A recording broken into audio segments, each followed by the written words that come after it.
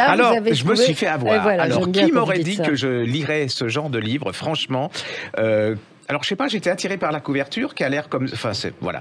Ils sont mis à deux, hein, Christian et Eric Casalo. Ça s'appelle Quatre filles dans le vent et c'est chez XO Éditions. Et ça, mais je suis...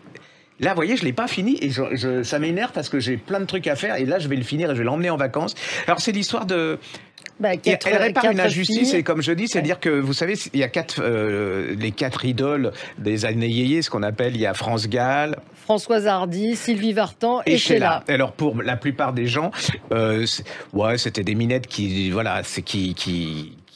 chantaient et puis qui ont été avec la vague yéyé et tout. Et c'est pas du tout ça. Là, vous allez. Alors c'est leur ascension, mais presque jour par jour. Hein.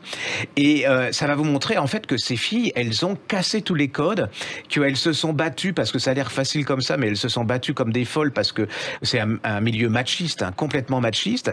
Et vous allez voir qu'il était adulé par les Beatles, par des gens, mais vraiment énormes. John, absolument. Mais c'est un vrai roman.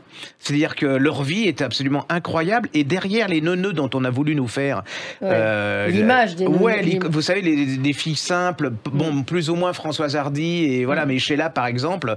Et là vous voyez que c'est complètement autre chose, c'est passionnant.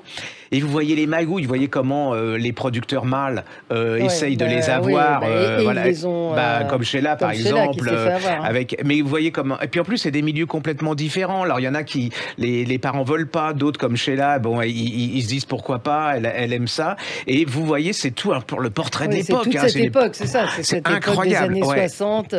Et c'est des failles. Vous voyez quand on dit c'est des femmes qui étaient féministes avant l'heure, mais c'est ça, elles ont tout bousculé parce qu'en fait, il y avait pas, même aux États-Unis, c'est la première fois en France que ça existait, c'est-à-dire que c'est vraiment les femmes ont pris le pouvoir et il y a eu des idoles femmes. Ouais. C'était vraiment, à l'époque, il y avait Elvis Presley, il y avait des gens comme ça et elles sont arrivées et elles ont tout basculé, elles ont permis aux femmes jeunes, enfin aux jeunes femmes d'avoir aussi des idoles. Allez-y, mais franchement, hein, c'est passionnant, c'est palpitant, c'est comme de la télé-réalité, c'est de la détente, c'est une page d'histoire aussi, et c'est écrit, moi je me suis fait avoir, et vous voyez là il me reste encore 35 pages, et ça m'énerve parce que je ne les ai pas finis, et je vais les emmener. Non. Des chanteuses de légende, des femmes libres et avant-gardistes, c'est chez XO, Quatre filles dans le vent, et les auteurs Christian et Eric Casalo, qui sont des auteurs qui connaissent très bien le monde de la télé et du spectacle, donc voilà. Mais on aurait pu tomber dans le neuneu ou dans la caricature, et c'est pas du tout ça, et même si la couverture elle fait un peu comme ça simple, c'est pas du tout ça, hein, c'est vraiment conseil de lecture.